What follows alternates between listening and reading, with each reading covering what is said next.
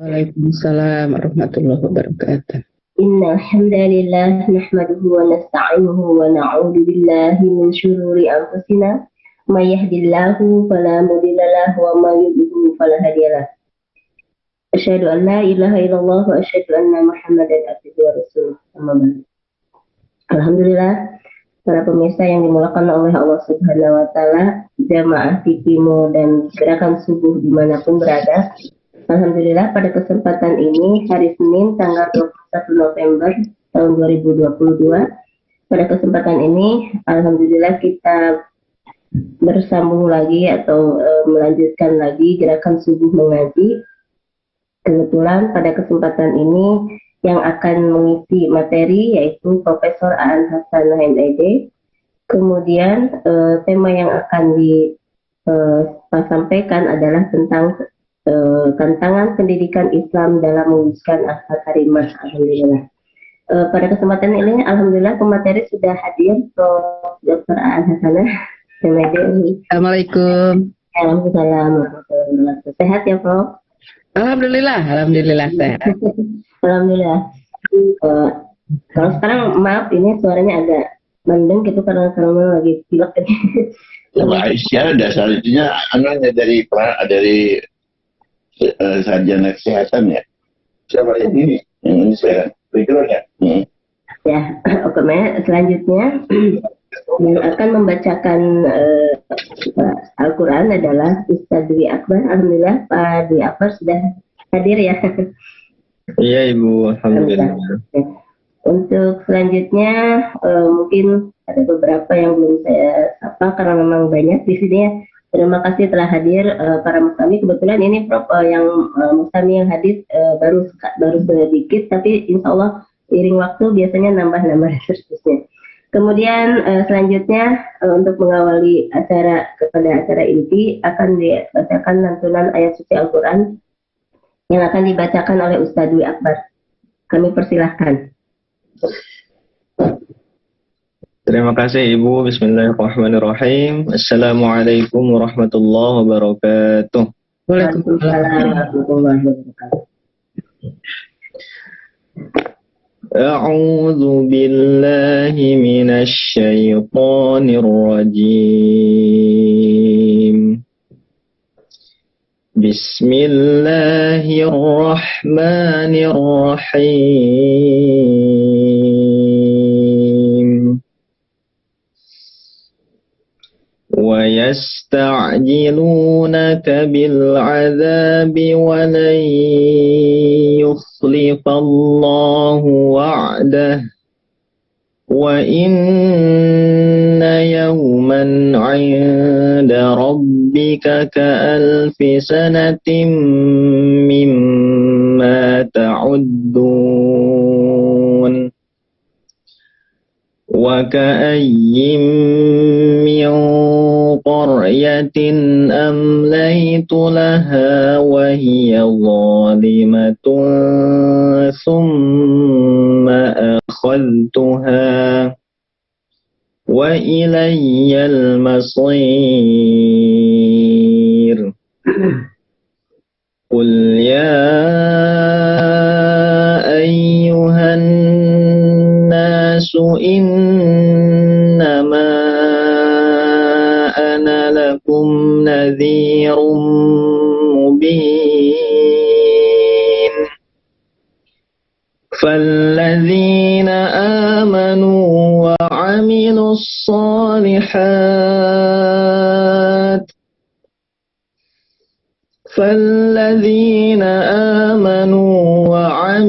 الصالحات لهم مغفرة ورزق كريم صدق الله العظيم. Aku berlindung kepada Allah dari godaan syaitan yang terkutuk dengan menyebut nama Allah yang Maha Pengasih, Maha Penyayang. Dan mereka meminta kepadamu Muhammad agar azab itu disegerakan. Padahal Allah tidak akan menyalahi janjinya, dan sesungguhnya Sehari di sisi Tuhanmu adalah seperti 1000 tahun menurut perhitunganmu. Dan berapa banyak negeri yang aku tangguhkan penghancurannya, karena penduduknya berbuat zalim. Kemudian aku azab mereka, dan hanya kepada kulah tempat kembali segala sesuatu. Katakanlah Muhammad, wahai manusia, sesungguhnya aku diutus kepadamu sebagai pemberi peringatan yang nyata. Maka orang-orang yang beriman dan mengerjakan kebajikan, mereka memperoleh ampunan dan rezeki yang mulia. Maha benar Allah dengan segala firman-Nya. Allahumma arhamna bil Quran. Wassalamualaikum warahmatullahi wabarakatuh. Waalaikumsalam warahmatullahi wabarakatuh. Sadaqallahul adzim. Semoga apa yang sudah dibacakan Al-Quran kita semuanya mendapat taufik serta hidayahnya, khususnya bagi pembaca, umumnya bagi kita semua. Amin ya rabbal alamin. Selanjutnya mungkin sebelum saya menyerahkan Prof. Aan untuk menyampaikan materinya, saya izinkan untuk membacakan kurikulum vitae. Beliau adalah Profesor Dr. Aan Haji Aan Hasan MD, lahir di Bandung tanggal 16 tahun 63. Kemudian beliau pekerjaannya sebagai Dekan Fakultas Tarbiyah UIN Sunan Gunung Jati Bandung. Selanjutnya beliau juga sebagai guru besar di Fakultas Tarbiyah UIN Sunan Gunung Jati Bandung. Kemudian alamatnya kampus 2, ya, untuk alamat kantor kampus 2 UIN Sunan Gunung Jati Bandung, Jalan Soekarno-Hatta, Cimencerang, Bandung. Alamat rumah Jalan Gading Utama Timur, nomor 27 Gading, Regensi, Bandung. Kemudian apabila ada yang di email mungkin bisa nanti di-sharekan saja. Selanjutnya untuk nomor HP 081121010608. Adapun riwayat pendidikan yaitu S1 di IAIN Bandung jurusan PAI, kemudian S2-nya di Australia, kemudian pasca sarjana pendidikan Islam di UIN Sunan Gunung Jati Bandung ke S3. Kemudian karya ilmiah sebenarnya banyak ya, tapi ada beberapa yang kita bacakan, diantaranya yaitu sebagai keynote speaker on education yang dilaksanakan oleh Fakultas Tarbiyah. Kemudian selanjutnya keynote speaker on karakter milenial tahun 2021 sebagai narsum di Unisba. Kemudian bla bla bla, saya kira banyak ya. Jadi pengalaman selanjutnya yaitu sebagai narasumber tentang pendidikan karakter tahun 2017, skupnya nasional.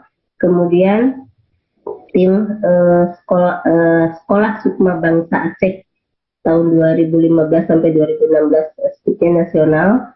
Kemudian sebagai konsultan pesantren Madani Provinsi Kepri tahun 2016 regional. Kemudian sebagai pakar desain pengembangan pendidikan karakter di sekolah tahun 2011 sampai sekarang, skupnya nasional. Kemudian pengalaman penelitian yaitu pada tahun 2013 yang judulnya model penanaman nilai-nilai karakter berbasis kearifan lokal yang dilaksanakan yang dibiayai oleh Boktan. Kemudian tahun 2015 judulnya pengaruh profesionalisme guru dan pola asuh orang tua terhadap pembentukan karakter. Selanjutnya tahun 2016 penanaman nilai karakter berbasis kearifan lokal Sunda. Tahun 2017 mengembangkan berpikir kreatif siswa madrasah MI melalui pembelajaran integratif tematik. Selanjutnya 2018 penelitian tentang model of Islamic Education Curriculum Development to Improve Student Creative Thinking. Selanjutnya pada tahun 2019 Parenting Education Based on Islamic Spiritual. Kemudian selanjutnya publikasi karya tulis, diantaranya adalah judul Al-Quran. Diantaranya adalah kerangka konsep pendidikan karakter bangsa dalam perspektif Islam. Selanjutnya mungkin ada beberapa lagi tentang karya yang mempunyai hak paten, diantaranya adalah model pendidikan karakter berbasis Islam di sekolah untuk membentuk karakter bangsa, yaitu HKI. Statusnya HKI, kemudian pengembangan model madrasah laboratorium di lingkungan PTKI, statusnya hak karya ilmiah atau HKI.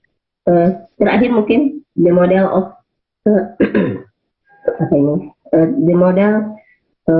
the model of, saya kira ini Kementerian Kemenhankam ya Bu ya. Jadi berkaitan tentang value, karakter, nilai-nilai Islam di pesantren. Ya. Saya kira itu saja untuk sementara. Ada beberapa hal yang memang tidak terbacakan karena memang ini banyak sekali kalau saya simak ya. Saya kira itu saja untuk sementara. Prof. Aan, ada beberapa hal yang mungkin bisa disampaikan secara langsung oleh Prof. Aan, berbagai pengalaman-pengalaman yang sudah dialami oleh Prof. Aan berkaitan dengan pendidikan, karakter pendidikan ini. Terima kasih. Kami persilakan Prof. Aan untuk menyampaikan materinya. Terima kasih. Assalamualaikum warahmatullahi wabarakatuh. Assalamualaikum warahmatullahi wabarakatuh. Alhamdulillahilladzi anjala sakinata fi qulubil mu'minin.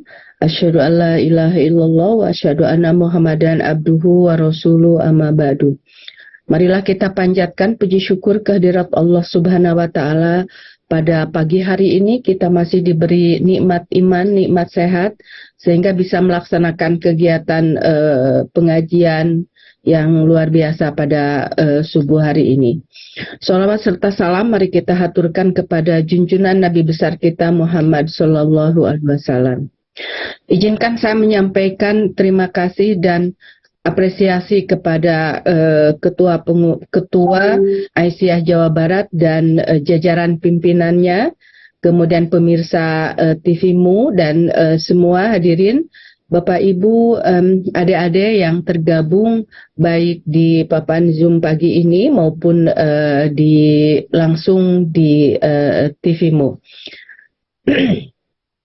Bapak Ibu yang saya hormati, pada pagi hari ini kebahagiaan bagi saya dan kebanggaan bisa bersilaturahim dalam gerakan subuh mengaji yang diselenggarakan oleh Aisyah di Jawa Barat maupun di daerah ya.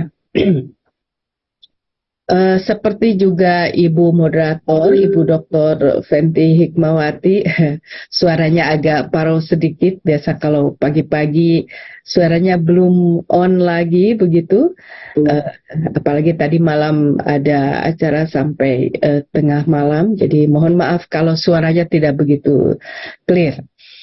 Bapak Ibu yang saya hormati, hari ini tema yang akan kita bahas adalah tentang bagaimana pendidikan dapat menyiapkan siswa-siswi atau anak-anak kita, generasi milenial kita, generasi yang disebut dengan generasi Z kita, untuk memiliki kesalehan individual, kesalehan sosial. Dan pasti tentunya adalah anak-anak kita yang memiliki tantangan pendidikan hari ini seperti yang sudah kita pahami, Bapak Ibu, itu luar biasa sekali. Tantangan pendidikan hari ini itu ada beberapa hal. Pertama tentang berubahnya nilai-nilai kehidupan ya, nilai-nilai yang memang sedang sangat, perubahannya sangat luar biasa cepat. Orang menyebutnya perubahan hari ini, kehidupan hari ini, itu kita berada dalam pusaran badai VUCA. Orang menyebutnya begitu. Volatile, uncertainty, complexity, dan ambiguity. Jadi dunia yang sedang berubah, yang perubahan itu sangat cepat, perubahan itu tidak terprediksi atau unpredictable. Perubahan itu seringkali menyebabkan ketidaksiapan kita untuk merespon perubahan itu dengan tepat. Perubahan tidak bisa dihindari, tetapi bagaimana kita merespon, mengantisipasi dan menyiapkan untuk bisa menghadapi perubahan-perubahan dunia yang demikian cepat. 2019 kita tidak berpikir bahwa atau tidak memperkirakan bahwa akan terjadi COVID-19, jadi dunia masih aman-aman saja, kita berada di zona nyaman, tetapi kemudian tiba-tiba ada COVID dan kita dipaksa untuk keluar dari zona nyaman dan kita harus melakukan sesuatu, doing something untuk menghadapi perubahan, untuk menghadapi perubahan yang tiba-tiba terjadi. Nah, itu yang disebut dengan pusaran badai Fuka tadi. Jadi kita berada dalam pusaran badai yang tidak terprediksikan. Implikasinya perubahan seperti ini adalah tadi terjadinya perubahan nilai yang fundamental, nilai-nilai yang substantif itu mau tidak mau bergeser. Misalnya, kalau dalam dunia pendidikan kita yang tadinya masih mencoba untuk bagaimana pembelajaran daring itu seperti apa atau pembelajaran hibrid itu seperti apa, tetapi tiba-tiba kita seperti dipaksa untuk langsung menghadapi pembelajaran daring yang kita masih tergagap-gagap, masih tergagap-gagap begitu. Itu juga berimplikasi pada pola interaksi antara anak dengan orang tua, interaksi antara anak dengan guru, interaksi antara kita antar individu dalam lingkungan kecil maupun lingkungan komunitas yang lebih besar. Itu semuanya berubah. Bukan hanya pola komunikasi, tetapi pola yang lainnya kita juga berubah, pola hidup kita berubah. Nah, itu tantangan yang paling nyata yang hari ini kita hadapi, hari ini dan ke depan. Jadi walaupun COVID sekarang sudah normal lagi, tetapi pola interaksi dan pola komunikasi itu tidak kembali, tetapi tidak seperti semula. Jadi, faktor-faktor yang menyebabkan perubahan-perubahan tadi itu yang membutuhkan kesiapan kita untuk meresponnya. Yang kedua, tantangan yang lain adalah dunia yang sedang berubah ini, tuntutan terhadap kompetensinya semakin spesifik, Bapak Ibu dan adik-adik semua. Nah, tuntutan kompetensi yang semakin spesifik ini juga harus direspon oleh yang bergerak di bidang pendidikan tentu saja. Muhammadiyah pada umumnya dan Aisyah pada khususnya itu kan sudah memiliki sekolah beratus-ratus sekolah, beratus-ratus lembaga pendidikan. Dan kalau kompetensi yang spesifik ini tidak direspon segera oleh kita untuk menyiapkannya, maka kemudian kita akan tertinggal atau bisa jadi mungkin juga kita akan left behind, ya, kita akan tertinggal di belakang dari perubahan dan tantangan itu sendiri. Oleh karena itu, maka tuntutan apa sih yang disebut dengan atau yang dibutuhkan secara spesifik? Kita semua paham bahwa sekarang ini ada beberapa pekerjaan dalam dunia kerja itu yang hilang. Bukan hanya beberapa, tetapi puluhan, ratusan jenis pekerjaan yang hilang dari pasar kerja kita. Tetapi juga ada beberapa pekerjaan yang baru yang timbul karena perubahan atau perkembangan transformasi teknologi. Nah,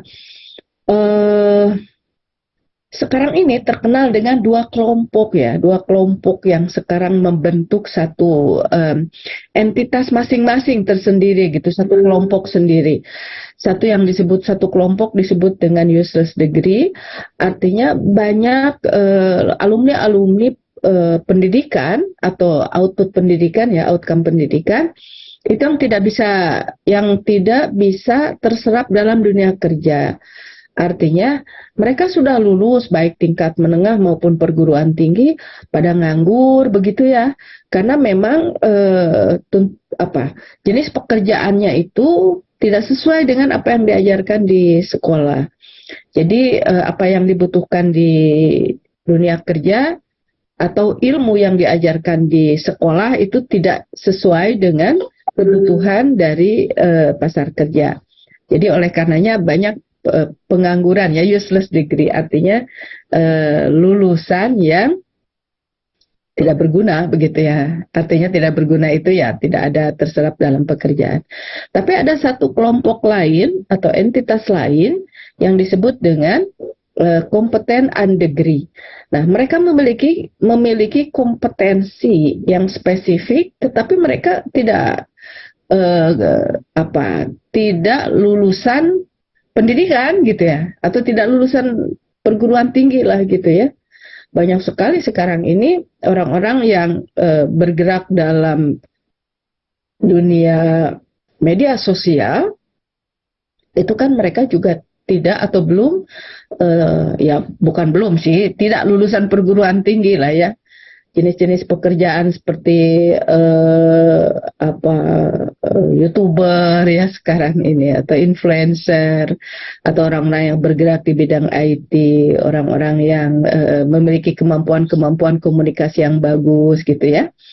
Nah, itu yang disebut dengan kompeten undegree.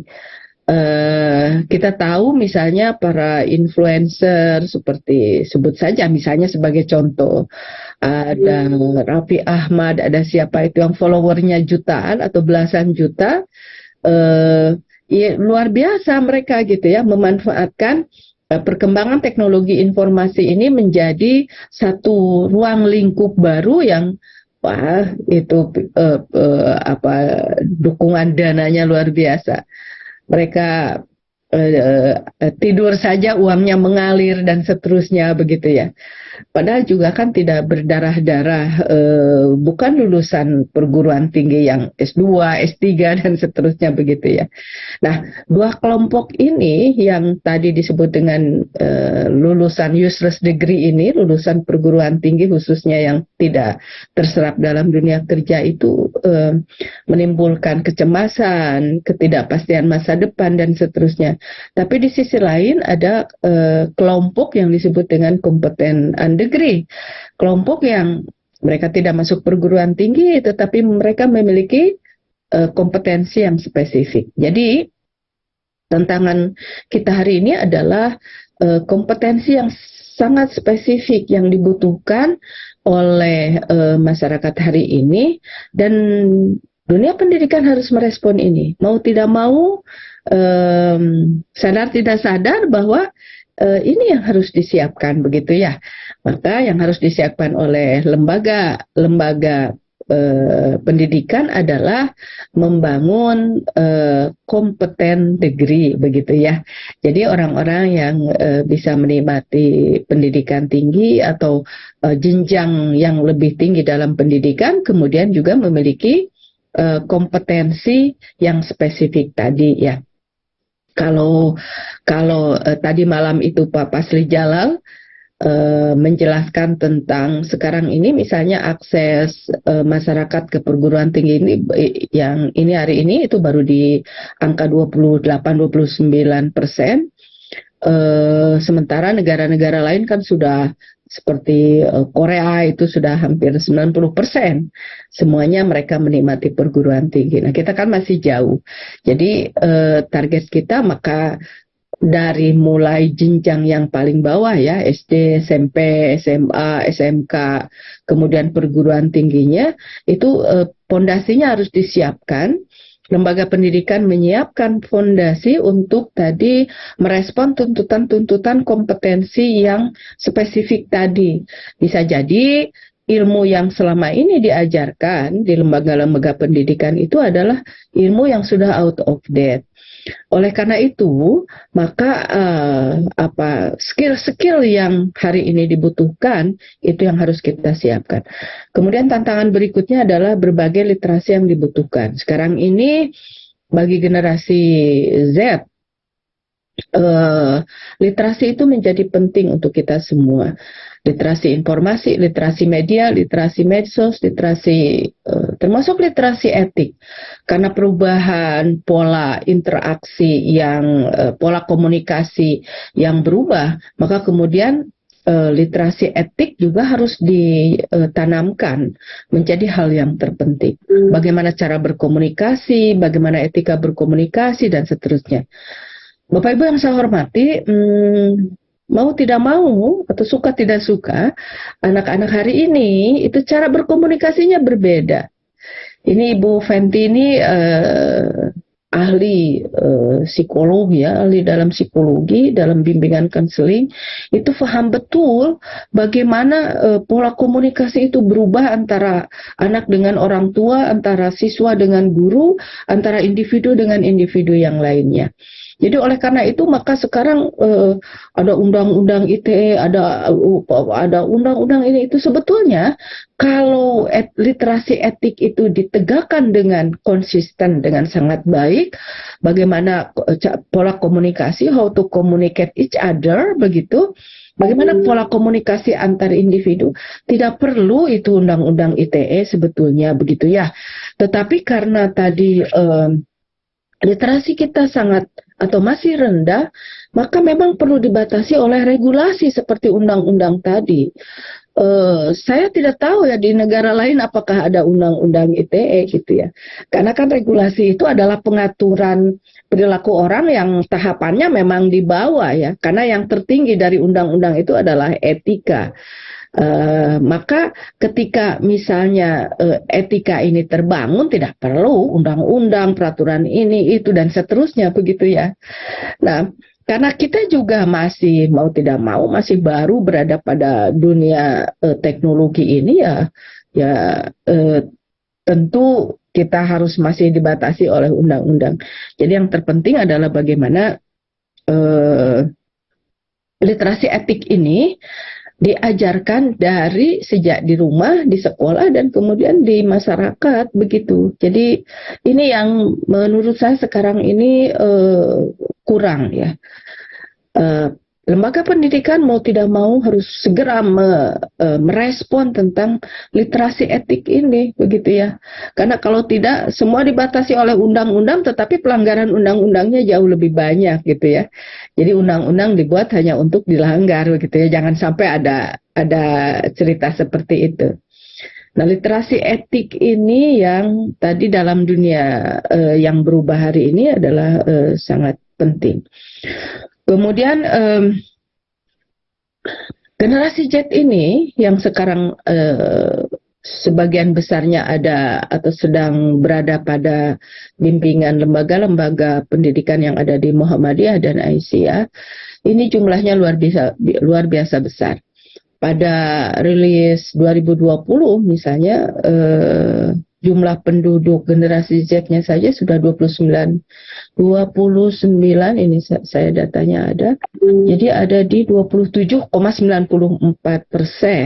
dari 270 penduduk Indonesia ini. Kalau dijumlahkan, ditotalkan sekitar 75 juta. Generasi Z yang usianya berada di antara 8 sampai 23 tahun. Dan ini adalah bonus demografi yang luar biasa yang akan harus kita hantarkan di 2045 ini menjadi generasi emas, begitu. Kemudian generasi post Z-nya sendiri ada sekitar 10,8%, dan itu sekitar 29 juta usia 0 sampai 8 tahun. 0 sampai 8 tahun itu kan berada di PAUD ya, di TK, di playgroup sampai kelas 3 SD. Jumlahnya saja ada sekitar 29 juta. Jadi jumlah yang luar biasa besar, begitu ya. Jadi kalau kita tidak melakukan sesuatu, ini generasi Z dan post Z ini ya bisa menjadi musibah, begitu. Tapi kalau dari hari ini kita melakukan sesuatu, maka insya Allah jumlah generasi Z yang demikian besar ini itu akan menjadi berkah, begitu. Jadi bisa menjadi berkah atau musibah itu tergantung kepada apa yang kita lakukan hari ini. Tapi kalau kita tetap berada di zona nyaman, tidak mau berubah, begitu, kemudian ya santai-santai saja, begitu, ya akan ketinggalan, begitu ya. Jadi sementara kalau dalam istilah kependudukan kan window opportunity-nya itu hanya kecil sekali, sempit sekali gitu. Jadi kita harus mengisi window opportunity ini dengan sangat segera, dengan respon yang tepat dan respon yang cepat. Dengan cara apa? Mari kita rekonstruksi kembali pendidikan kita untuk melahirkan tadi generasi yang kompeten degree, mereka yang lulusan-lulusan sekolah ini, lulusan-lulusan perguruan tinggi ini memiliki kompetensi yang spesifik yang dibutuhkan oleh dunia kerja hari ini, tetapi juga bukan sekolah kan bukan hanya untuk bisa diserap di dunia kerja, tetapi bagaimana juga dapat pendidikan itu dapat memanusiakan manusia, dapat menjadi hamba Allah yang baik begitu ya, yang memiliki kehidupan di dunia yang baik dan kehidupan di akhirat yang baik juga. Nah, bedanya pendidikan Islam dengan pendidikan yang lain adalah pendidikan Islam itu menyiapkan generasi muda kita, siswa kita, anak-anak kita untuk bukan hanya memiliki kehidupan yang baik di dunia, tetapi juga harus memiliki kehidupan yang baik di akhirat, kira-kira begitu. Kan kalau pendidikan lain ya tidak berpikir tentang bagaimana kehidupan akhiratnya, kalau sudah meninggal ya sudah saja begitu ya. Tetapi lembaga-lembaga pendidikan kita harus menyiapkan juga menjadi orang-orang atau siswa kita memiliki kehidupan yang baik di akhirat gitu. Menghantarkan individu untuk memiliki kehidupan yang baik di akhirat. Nah, itu yang paling penting. Nah, sekarang pemicu perubahan ini apa? Ada 4 hal pemicu perubahan itu. Pertama, transformasi teknologi ini yang tidak bisa kita hindari, Bapak Ibu, seperti yang kita tahu. Semua Indonesia ini kan pemilik gadget yang paling banyak, kemudian yang aktif di medsos yang paling cerewet, begitu ya. Kemudian ya memang pengguna medsos yang luar biasa tinggi sekali. Kemudian, ini tidak bisa kita hindari ya Bapak Ibu, karena ya itu terjadi gitu. Anak-anak kita lahir, yang generasi Z dan post Z itu lahir memang pada zaman transformasi teknologi hari ini gitu. Ya kalau seperti saya yang sudah senior ya, transformasi teknologi itu kan harus beradaptasi dengan sangat cermat begitu. Tapi anak-anak kita tidak. Mereka lahir sudah berada pada zaman teknologi seperti ini. Jadi mereka adalah pemilik perubahan, pemilik transformasi teknologi ini. Jadi bagi mereka teknologi itu bukan barang asing, tetapi menjadi bagian dari sejak mereka lahir begitu ya. Jadi ini yang menarik. Yang kedua adalah faktor perubahan itu terjadi karena ketidakpastian masa depan. Seperti yang saya tadi sampaikan. Jadi ada sekarang ini ketidakpastian masa depan itu setelah saya sekolah ini mau jadi apa gitu ya. Tadi yang saya sebut sebagai 2 kelompok yang sedang mengental hari ini begitu. Nah, ketidakpastian masa depan itu menyebabkan kecemasan, tingkat kecemasan di kalangan anak muda. Dan seperti yang kita tahu juga, beberapa fenomena kriminal itu justru sekarang dilakukan oleh anak-anak yang lebih muda usianya. Mungkin kalau dulu perilaku kriminal itu hanya dilakukan oleh orang-orang dewasa. Tapi sekarang tidak, semakin ke sini usia pelaku kriminal itu bisa hingga pada usia manapun, termasuk pada usia yang masih sangat muda sudah bisa melakukan tindakan kriminal. Nah, ini yang harus kita cermati bersama. Kemudian tadi yang ketiga faktornya adalah generasi digital. Itu yang saya sebut ada 29 juta generasi Z dan ada 75 juta generasi Z dan ada 29 juta generasi post Z. Jadi 0 sampai 23 tahun itu berarti 29 ditambah 75 juta, hampir 100 juta. Jumlah yang luar biasa sekali. Negara lain itu hanya penduduknya paling banyak juga di Eropa, negara-negara Eropa aja. Paling satu negara itu penduduknya mungkin 20 juta, 25 juta gitu. Satu negara. Nah kita generasi mudanya saja ada lebih dari 100 juta. Ini kan luar biasa ya. Kemudian yang faktor perubahan yang keempat adalah tuntutan relevansi. Bagaimana lembaga pendidikan kita ini sudah berorientasi memberikan pembelajaran, menyiapkan desain kurikulum, menyiapkan ekosistem pendidikan yang memiliki relevansi yang tinggi dengan tuntutan masa depan. 4 tuntutan perubahan ini, Bapak Ibu tentu saja membutuhkan how to responnya, apa yang harus kita lakukan. Apa yang harus dilakukan oleh lembaga pendidikan kita? Nah, kira-kira begitu. Ini lebih kepada proses reflektif ke dalam ya, proses refleksi kita ke dalam. Sebagai pelaku pendidikan, Aisyah tentu saja ini ada tanggung jawab di pundak kita, di pundak kita semua ini untuk menyiapkan generasi yang tadi saya sebut hampir jumlahnya 100 juta lebih itu untuk menjadi generasi yang berkah, generasi emas di 2045 itu gitu ya, bukan menjadi generasi yang musibah karena tadi kita tidak atau telat memberikan respon mengantisipasi perubahan-perubahan ini. Ada 3 hal yang harus kita lakukan bagi pelaku pendidikan ya, bagi orang-orang yang bergerak di bidang pendidikan lah kira-kira begitu Bapak Ibu. Pertama adalah growing karakter. Bagaimana anak-anak itu dikuatkan pada aspek karakter. Kalau kita menyebutnya akhlak karimah. Jadi penguatan akhlak karimah itu menjadi amat sangat fundamental hari ini. Kenapa? Karena seperti ada survei yang dirilis, apa sih yang menyebabkan faktor kesuksesan seseorang itu, gitu ya, dalam menghadapi masa depan atau menghadapi kehidupan yang penuh ketidakpastian ini. Maka hasil survei itu yang pertama bukan hanya kecerdasannya, tetapi faktor utama adalah jujur, gitu ya, kejujuran. Trust.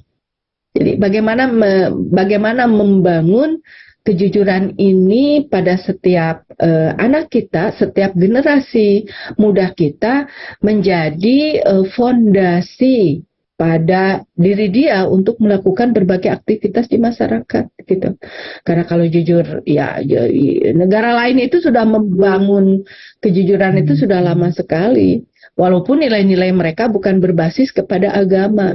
Nah kalau kita kan memang basisnya agama dan kejujuran adalah nomor 1 ya.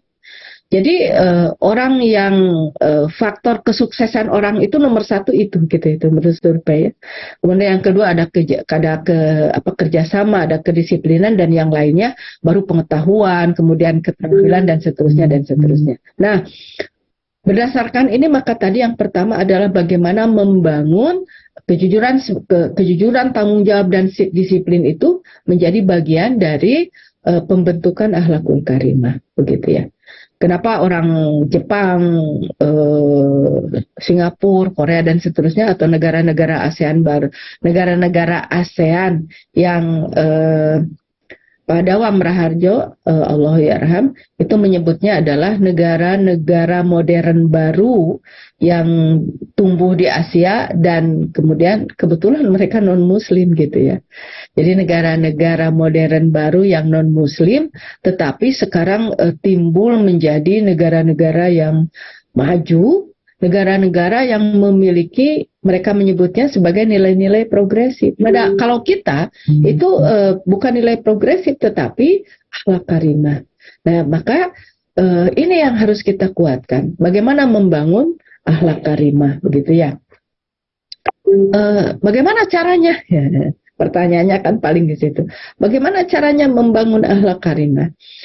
Maka ada beberapa model pembentukan akhlak karimah pada generasi muda kita ini.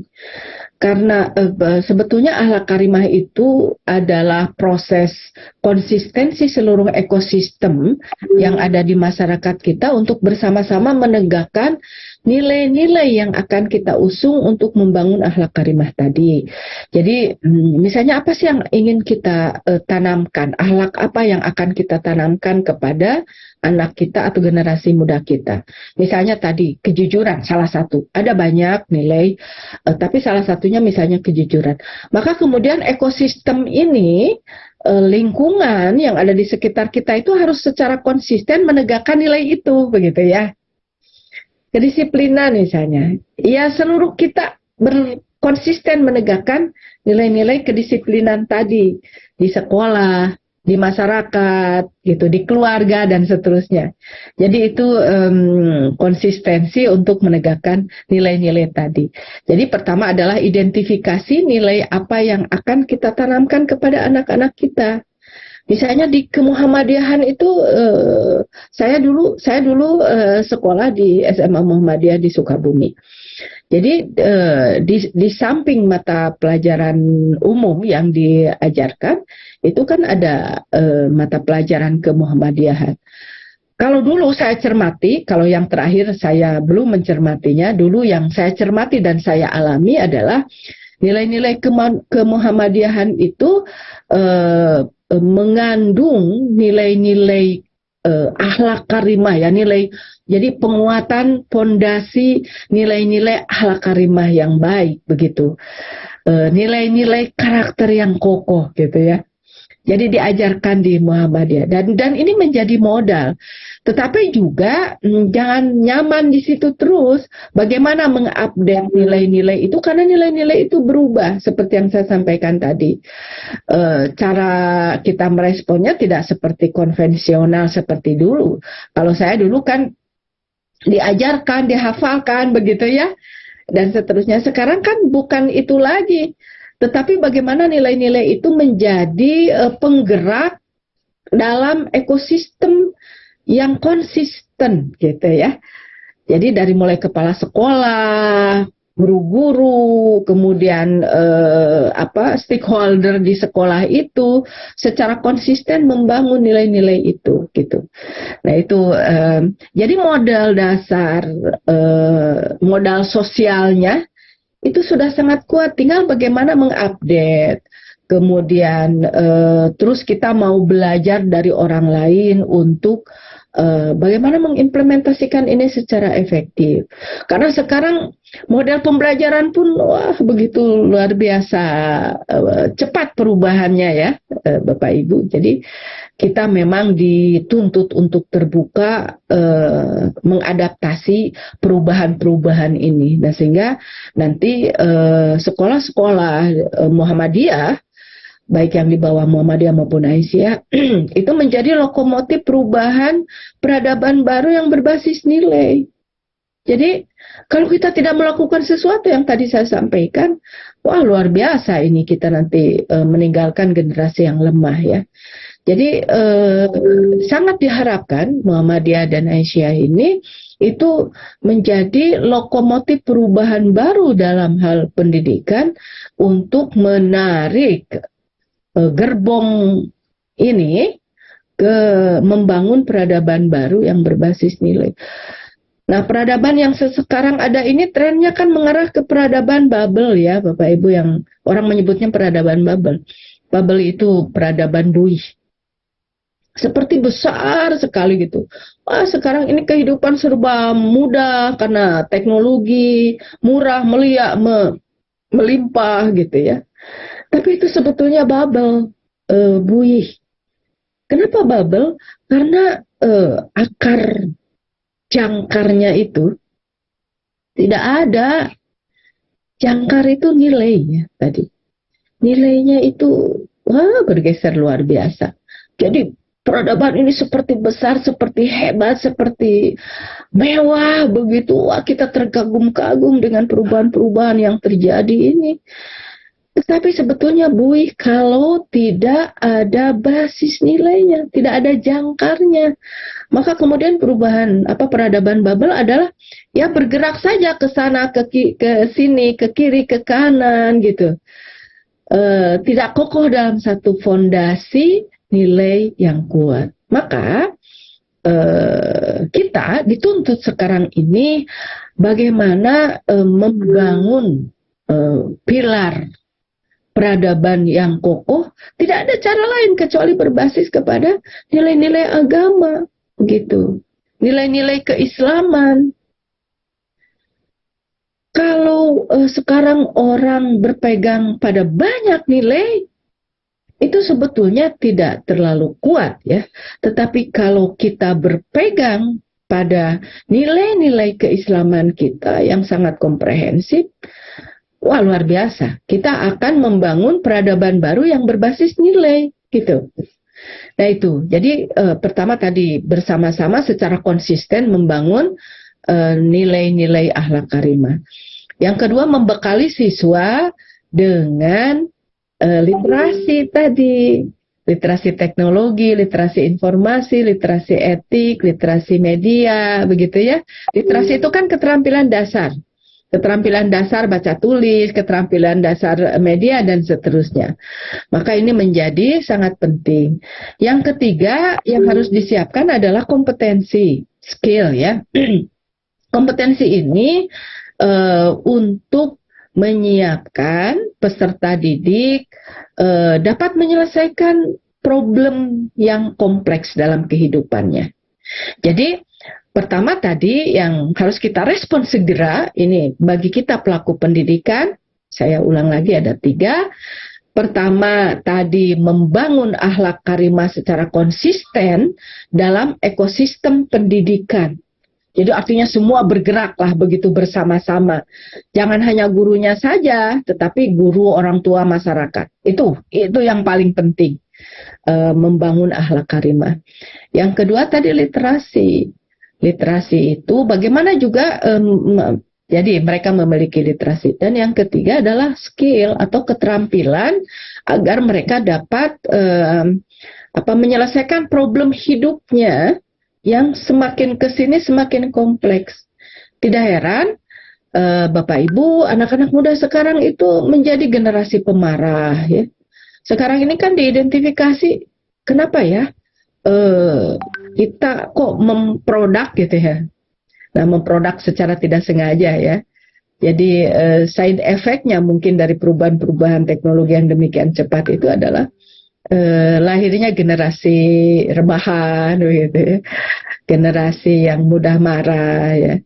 Nah, itu ada beberapa survei tentang itu. Jadi nah ini jangan sampai terjadi. Jadi generasi yang sumbu pendek kata anak-anak muda sekarang ini ya. Loh, kok pendidikan bisa melahirkan generasi sumbu pendek begitu ya? Apa yang salah begitu ya? Nah, tadi karena ketiga hal yang menjadi tantangan dan tuntutan masa depan itu tidak terlalu diurusi oleh lembaga pendidikan kita, begitu. Nah, tetapi kalau lembaga pendidikan kita mengurusi 3 hal itu saja, itu insya Allah akan melahirkan generasi-generasi yang tangguh. 100 juta lebih, ini luar biasa peluangnya untuk kita lakukan sesuatu agar mereka menjadi generasi unggul dan kita akan meninggalkan generasi yang hebat, begitu ya. Jadi itu beberapa hal. Mohon maaf, ini waktu sampai jam 6. Kalau materi ada tanya jawab mungkin. Ya, ada ada tanya jawab. Mangga. Ibu Bapak itu yang ibu-ibu ya yang lebih banyak saya lihat ya. Itu yang beberapa poin penting yang bisa saya sampaikan. Nanti materinya bisa saya share ke Bu Fetty untuk menjadi bahan diskusi berikutnya begitu ya. Karena memang tema-tema ini menurut saya bukan hanya menarik tetapi urgen untuk menjadi kajian dari lembaga kita yang tadi dituntut untuk melakukan perubahan. Itu Ibu Dr. Penty Hikmawati, sebetulnya yang ahlinya Ibu Dr. Penty ini untuk beberapa yang kita sharing. Jadi nanti silakan untuk kalau ada beberapa hal yang ingin didiskusikan. Terima kasih. Akhirul kalam. Assalamualaikum warahmatullahi wabarakatuh. Waalaikumsalam warahmatullahi wabarakatuh. Jazakallah khair Prof. Aan yang telah memaparkan beberapa materinya yang begitu mencerahkan. Kalau saya terinspirasi dengan materi-materi tersebut, tapi tidak menutup kemungkinannya dari mustami jamaah yang baik di sini berada dimanapun. Ada beberapa mungkin yang bisa ditanyakan, silakan baik melalui chat atau melalui raise hand. Nah, silakan ini sampaikan. Oke, mungkin di sini untuk sambil menunggu yang lainnya bertanya, ini ada dari Umi ya, dari Umi. Itu Umi siapa ya? Umi ini di catatannya ada mungkin pertanyaan atau berupa apa ini? Saya bacakan aja ya, Prof. Siap. Bunda, saat ini lingkungan terlalu kuat mempengaruhi anak-anak kita tanpa bisa dibendung, katanya. Sejak kecil dimasukkan ke sekolah agama, ke sekolah menengah anak-anak terbawa lingkungan sekolahnya. Terjadi bullying, geng-gengan, dan itu dilakukan juga oleh anak-anak muslim. Bagaimana menanamkan sikap sesama muslim adalah saudara untuk para anak-anak ini. Jadi menanamkan sikapnya seperti apa kalau terjadi beberapa lingkungan yang berpengaruh terhadap sikap-sikap bullying gitu ya, geng-gengan dan sebagainya, itu gimana? Dari Umi ya. Itu dulu mungkin silakan. Langsung Aja mungkin. Iya. Mangga, Ibu Umi, kekhawatiran Ibu adalah kekhawatiran kita semua hari ini. Oleh karenanya kenapa dari tema pagi ini adalah bagaimana kita merespon dengan cepat dan tepat begitu. Karena orang lain sudah masuk lebih dulu ketimbang kita. Orang lain itu tadi lingkungan yang tidak pas lebih dulu masuk kepada anak-anak kita ketimbang lembaga pendidikan itu sendiri yang memang seharusnya sejak awal itu masuk membentuk perilaku anak-anak ini, membentuk akhlak anak-anak ini lebih dulu dibanding lingkungan yang tidak tepat begitu ya. Oleh karenanya maka tadi kata kuncinya, key konsepnya adalah ekosistem pendidikan secara konsisten. Itu tidak mau tidak mau ya memang harus itu. Nah, hari ini betul. Jadi lingkungan yang tidak tepat tadi, ada lingkungan yang baik sebetulnya, tetapi lingkungan yang tidak tepat itu lebih dominan. Sepakat sekali. Itu yang menyebabkan kemudian terjadi tsunami nilai. Jadi tsunami nilai itu kita menanamkan nilai baik di sekolah, tetapi begitu anak keluar sekolah, itu habis tersapu tsunami nilai-nilai lain yang tidak sesuai, begitu ya. Misalnya anak-anak diajarkan sopan santun di sekolah, begitu dia keluar dari sekolah, dia naik angkot, kemudian dia nongki-nongki dengan teman-temannya begitu, itu sudah hilang itu nilai-nilai sopan santun di sekolah. Nah yang begitu-begitu. Maka pertanyaan Ibu Umi adalah pertanyaan kita semua.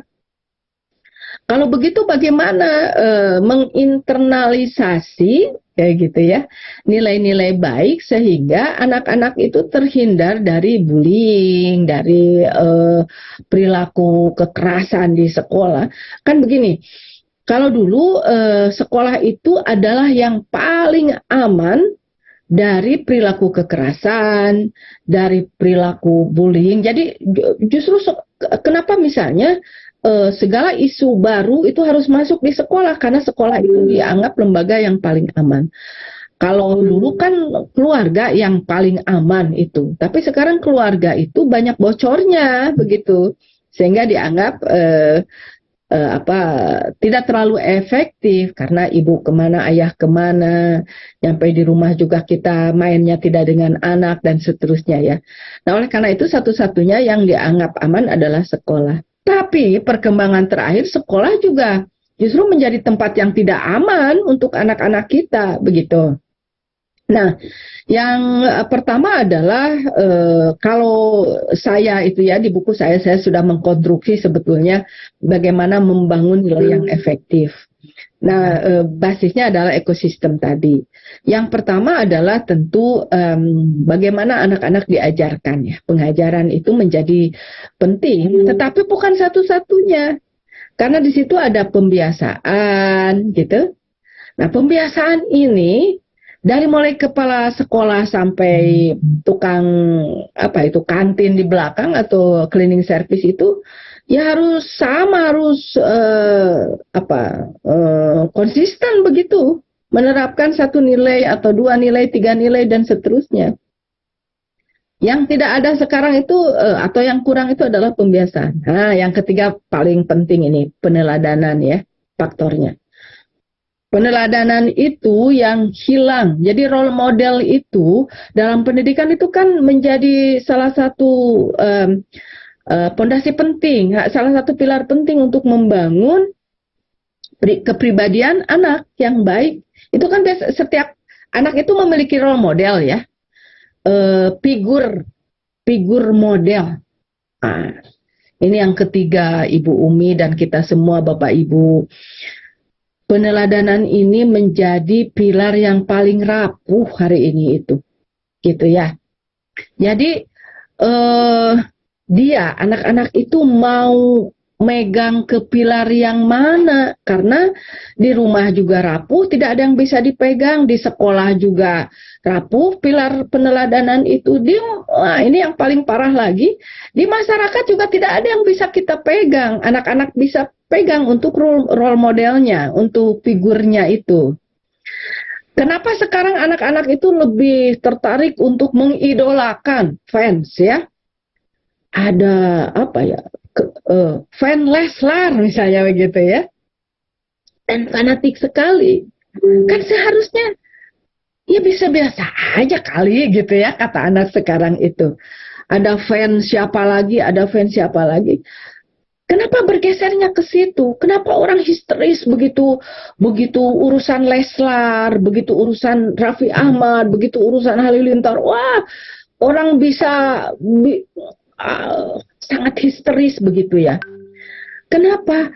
Karena tadi pilar peneladanan pada figur yang lain itu sedang sangat rapuh.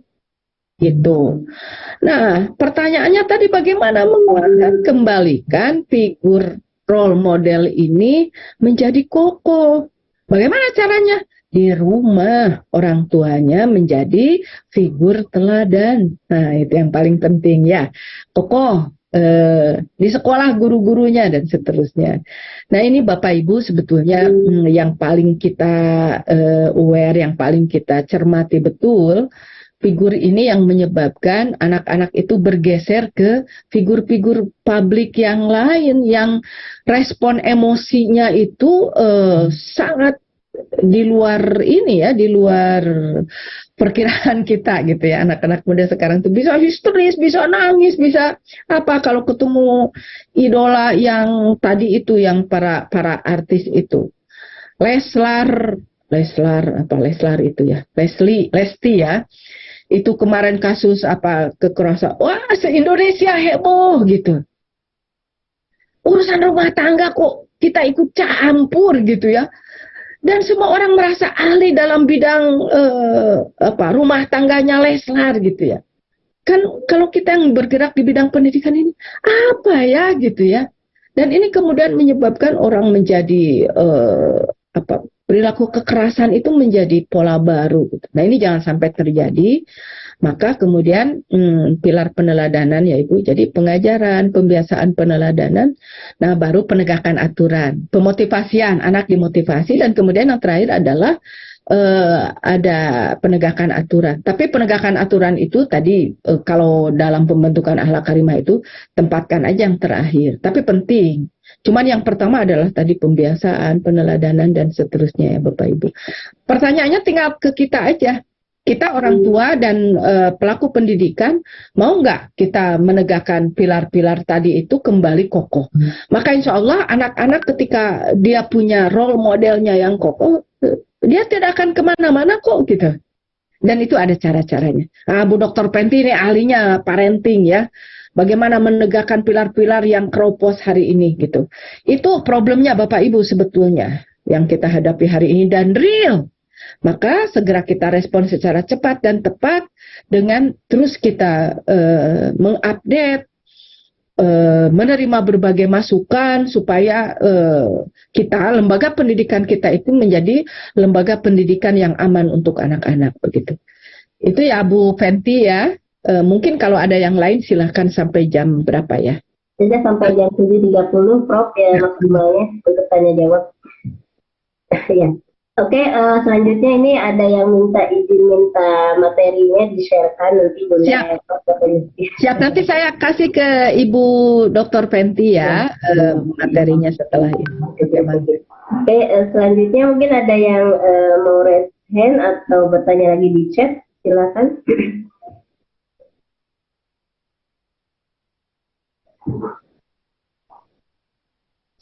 Tadi saya tidak memberi sengaja tidak menampilkan screenshot supaya Bapak Ibu fokus gitu ya dulu. Nanti materinya bisa kita. Ya, ada yang raise hand mungkin Prof. Mangga. Prof. Mahmud, mangga silakan. Ini Prof. Mahmud Syafi'i. Oh ya, yang di Guru Besar Muhammadiyah ya, bersama-sama dengan saya juga ada di grup itu. Ya. Mangga. Prof. Mahmud, ada yang mau silakan? Barusan raise hand. Ini masih di mute, Prof. Itu masih di mute, Prof. Itunya, Prof. Dibuka dulu itunya.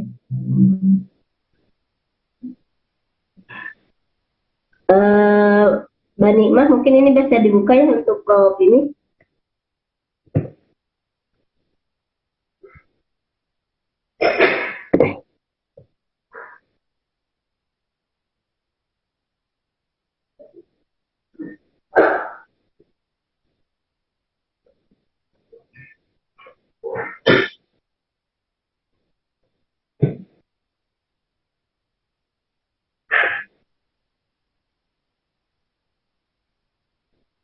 Prof. Mahmud, ini suaranya masih di mute ya?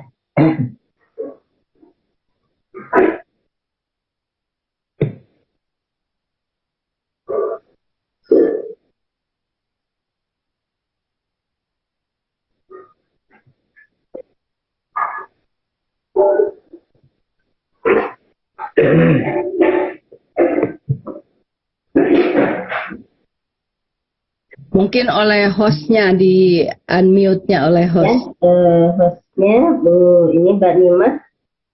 Mbak Nimah, Bu Tuti. Host.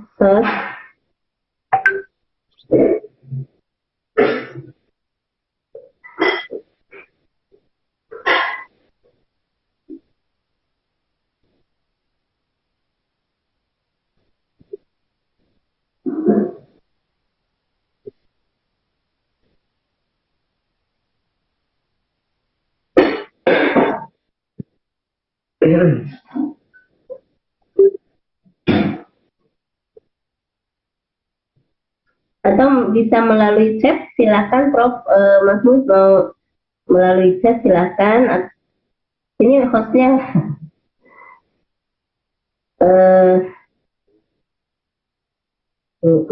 oke, sebentar Mbak Nimah.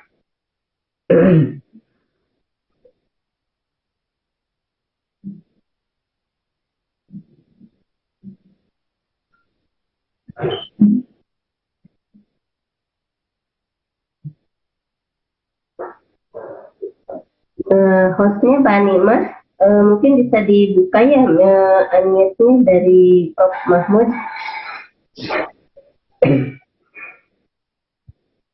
Mbak, ya, itu bisa dibuka nggak itunya? Sebentar, Mbak. Sebentar. Oh ya.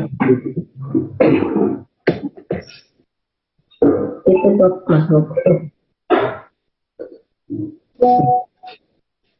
Kita masih ada waktu untuk diskusi ini sampai jam 7.30, Prof. Silakan Prof, buka mute. Nah, ya, atur nuhun. Prof, ini agak. Ini, ya maaf ya ini. Silakan Prof ya. Ya, terima kasih. Assalamualaikum warahmatullahi wabarakatuh. Waalaikumsalam. Bu Fenty, Ya. dan doaan Wilujeng Tepang.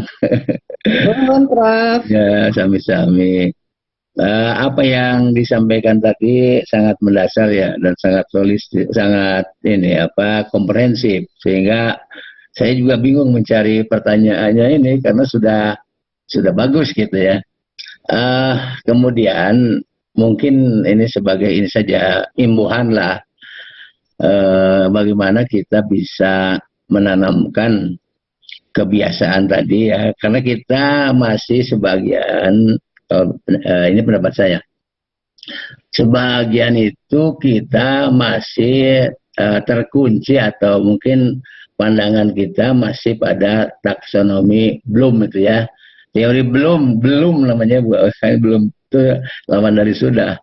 Teori Bloom. Itu kan ada kognitif, ada afektif, ada psikomotorik. Itu kalau Islam itu seperti tadi yang disampaikan oleh Profesor, bahwa kita memang perlu ada riyadhah. Itu bedanya dengan pendidikan Barat. Kalau Barat tadi berhenti di 3 tadi, sedangkan kita itu ada pada posisi lebih unggul, ialah adanya riyadhah, adanya pelatihan, adanya pembiasaan. Karena kata bahasa Sunda itu Allah bisa karena biasa gitu, karena kebiasaan-kebiasaan yang kita lakukan itulah yang akan menjadi contoh dan teladan bagi generasi Z. Dalam hal ini contohnya seperti yang ini, contoh sederhana ketika Profesor Furqon itu menyampaikan tentang spiritual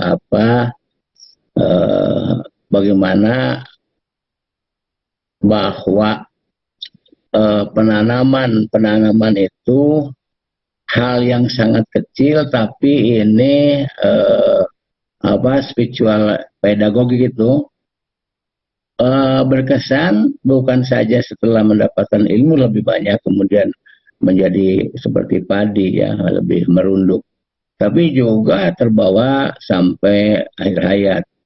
Salah satu contoh ini yang kecil, yaitu seorang kiai ya. Bedanya dengan guru atau membalik, bedanya kalau kiai itu siang dan malam 1 kali 24 jam itu ada komunikasi antara santri dengan kiai. Kalau guru kan ketika jam mengajar, sedangkan kalau membalik juga kita ceramah kemudian pulang nggak ada kaitannya, kecuali kalau sudah melakukan jamaah dan dakwah jamaah, itu ada keterkaitan yang terus menerus. Nah, hal inilah yang ketika kiai itu melihat santrinya sedang berwudu, ada yang berwudu kemudian dilihat, setelah dilihat kemudian wudunya itu salah atau mungkin juga kurang sempurna, maka kiai itu kemudian dia mempersilahkan agar anak itu mengulang. Setelah mengulang juga masih salah, kemudian kiai berwudu lagi padahal sudah berwudu, untuk memperlihatkan contoh. Setelah itu anak itu melakukan, ternyata rambutnya ini tidak rapi, maka kiai itu mengambil sisir dari sakunya, dan dari sisir itu kemudian disisiri oleh kiai itu. Jadi betapa kelihatan ada komunikasi mawaddah fil qurbah, jadi komunikasi yang sangat erat antara kiai dan santri. Ketika disisiri kemudian dirapihkan, ayo kita bareng-bareng ke masjid. Nah, itu ternyata membekas sampai dewasa, sampai sangat tinggi ya, sangat luar biasa. Ini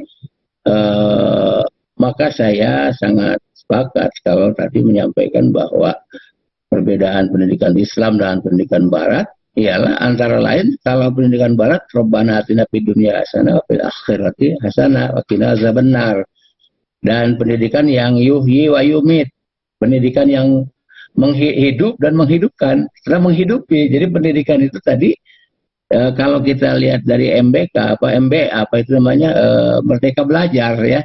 Merdeka Belajar itu kelihatannya kontennya terlepas dari spiritual. Ini juga menyebabkan ada dua pertanyaan begitu. Apakah kita mempunyai anak generasi Z pinter tapi curang, tidak jujur, kalau tadi Profesor menyebutkan tidak jujur, trust ya. Kemudian yang kedua, apa lebih baik memilih anak yang bodoh dalam tanda kutip, tanda petik, tapi dia soleh begitu. Nah, ini pertanyaan yang saya sampai hari ini juga menganggap bahwa pertanyaan itu belum bisa dijawab. Kita yang memang inginnya anak yang cerdas, yang IQ dan SQ-nya bagus, tapi itu juga hal yang bagus. Harapan kita hanya bagaimana ini agar anak itu bisa seperti yang kita inginkan. Karena itu saya sangat sepakat kalau bahwa uswah hasanah yang dicontohkan Nabi itu kepada keluarganya, kepada saudaranya, sahabatnya, dirinya juga, yang diawali dari diri kita sendiri. Jadi kalau kita ingin punya anak soleh, ya kita juga harus soleh duluan begitu. Makanya memang terus terang kalau orang tua seperti saya lah begitu, ini sudah generasi bukan milenial lagi, tapi sudah generasi kolonial bahkan. Jadi sulit untuk mengikuti hal-hal yang bersifat teknologi tadi. Padahal kita tidak bisa lepas dari teknologi. Bahkan katakanlah mobil. Ini kecintaan suami kepada mobil itu melebihi kecintaan pada istri. Kenapa? Kalau mobil itu kan pagi-pagi sudah dilap, dimandikan, memandikan mobil, dilap, kemudian dihangatkan. Pertanyaannya, apakah kita juga sama kepada istri kita seperti itu? Jangan lupa sama istri ya, Prof ya. Iya. Atau pada HP, Bu. Pada HP. Komunikasi kita terputus karena HP juga. Ternyata suami istri tidur dalam satu tempat tidur, tapi sama-sama punya komunikasi yang tidak sama begitu. Suaminya berkomunikasi dengan selain istrinya, juga istrinya seperti itu. Nah, oleh karena itu memang ini sulit untuk kita berbagi sama suami istri pada anak kita. Maaf yang sibuk ini ya, mungkin Bu Aan juga, Profesor Aan juga sama ya seperti saya. Pagi-pagi itu berangkat, anak kita masih tidur walaupun sudah sholat. Kemudian nanti pulang sudah tidur ya tadi. Jadi nggak sempat berkomunikasi. Kita ceramah kemana-mana, tapi anak kita diceramai orang lain yang berbeda. Ini mohon pencerahan. Apalagi Bu Ani ahlinya dan Ibu Betty itu. Kalau saya ya udah generasi kolonial lah. Terima kasih. Nasrullah wa qarib. Wabasyirul mu'minin. Assalamualaikum warahmatullahi wabarakatuh. Waalaikumsalam warahmatullahi wabarakatuh. Ya mungkin silakan Prof An. Tidak perlu menanggapi sebetulnya, karena Prof Mahmud memberikan tambahan informasi dari perspektif yang luar biasa ya. Prof Mahmud sudah semakin memperkaya bahasan kita hari ini. Memang ya saya sepakat betul tadi ada hal yang berbeda antara praksis pendidikan Islam dengan pendidikan lain pada umumnya. Saya tidak menyebut itu Barat atau ini. Pendidikan lain selain pendidikan Islam, begitu ya. Kan kalau di pendidikan lain itu yang memang mengacu kepada tren pendidikan hari ini itu 3 hal yang disentuh oleh pendidikan itu ya.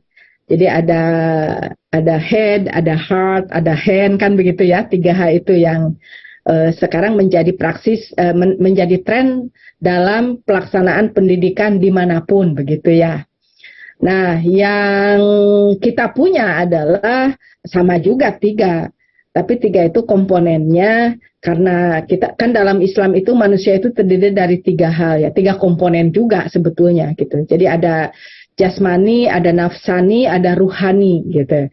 Nah, 3 ini kan butuh makanan yang harus disiapkan oleh pendidikan yang komprehensif. Jasmani pasti feedingnya adalah asupannya adalah ya makanan yang halalan thayyiban ya. Itu. Kemudian yang disasarnya adalah skill, keterampilan dan seterusnya. Yang kedua aspek nafsani. Aspek nafsani ini ya yang disasar adalah bagaimana kepribadian kita sebagai manusia menjadi individu yang soleh. Jadi tadi Pak Prof Mahmud sudah menjelaskan hasanah fi dunya wa hasanah fil akhirat begitu ya. Dan itu apa namanya? Aspek nafsani. Maka asupan makanannya tadi ya tadi itu bagaimana membentuk kepribadiannya melalui pendidikan, melalui dan seterusnya. Bukan manusia itu hasil dari proses waktu dan tempat ya. Waktu merujuk kepada mohon maaf Prof, ini mungkin sedikit agak memotong karena memang waktu untuk cukup tapi tidak menutup kemungkinan nanti bisa disambung lagi setelah acara TVmu selesai. Oh iya, siap. Mungkin bisa disambung lagi Prof. Sekarang kita akhiri dengan mengucapkan hamdalah bersama-sama. Alhamdulillahirrabbilalamin. Mudah-mudahan semoga apa yang sudah kita sampaikan, terutama yang sudah disampaikan oleh Profesor Dr. Aan Hasanah itu MED, menjadikan suatu pencerahan, kemudian terinspirasi dan bahkan menjadi berkah bagi kita semua. Amin ya rabbal alamin. Kita tutup dengan hamdalah bersama-sama. Alhamdulillahirrabbilalamin. Nasrul minallah wa fathul qarib wa basyiril mu'minin. Assalamualaikum warahmatullahi wabarakatuh. Waalaikumsalam.